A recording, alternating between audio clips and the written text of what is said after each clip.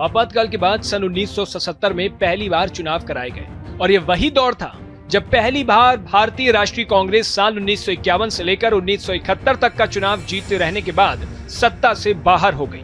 चलिए आज आपको राजनीतिक इतिहास के इस किस्से के बारे में बताते हैं। ये बात है सन 1977 की, जब कांग्रेस के खिलाफ देश में एक ऐसी लहर चली थी जिसके लपेटे में तत्कालीन पीएम इंदिरा गांधी भी आ गई थी।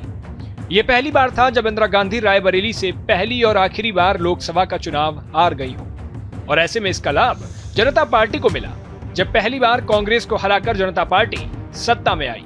बता दें कि जनता कांग्रेस से इतनी नाराज थी कि इंदिरा गांधी के साथ साथ उनके बेटे संजय गांधी को भी चुनावों में हार का सामना करना पड़ा। ऐसा पहली बार था जब गांधी परिवार के किसी सदस्य को चुनाव में करारी शिकस्त मिली हो।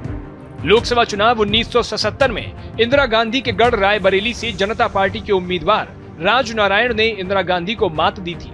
ये वही नेता थे जिनको साल 1971 के चुनाव में इंदिरा के हाथों हार का सामना करना पड़ा। तो वहीं दूसरी ओर राजनारायण पूरी तरह आश्वस्त थे कि ये चुनाव वो बड़े आराम से जीत जाएंगे, पर जब वो चुनाव हार गए तो उन्होंने धांधली का अंदेशा जताते हुए अदालत का रुख किया था।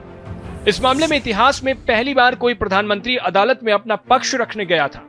इलाहाबाद हाईकोर्ट के जज जगमोहन लाल ने तब आदेश दिया था कि जब इंदिरा गांधी सुनवाई के लिए कोर्ट में आए तो कोई भी खड़ा नहीं होगा। ऐसा इसलिए क्योंकि कोर्ट में सिर्फ न्यायमूर्ति के आने पर ही खड़ा हुआ जाता है।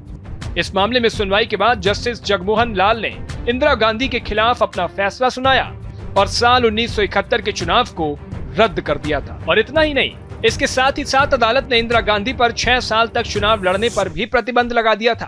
फिर क्या, इलाहाबाद हाईकोर्ट के इस फैसले के कुछ ही दिनों के अंदर सारा देश इमरजेंसी की गिरफ्त में आ गया था और फिर सन 1977 में इंदिरा गांधी को अपनी पहली और आखिरी हार का सामना करना पड़ा था। सियासत के इस किस्से के बारे में आपकी क्या राय है, हमें कमेंट बॉक्स में जरूर बताएं।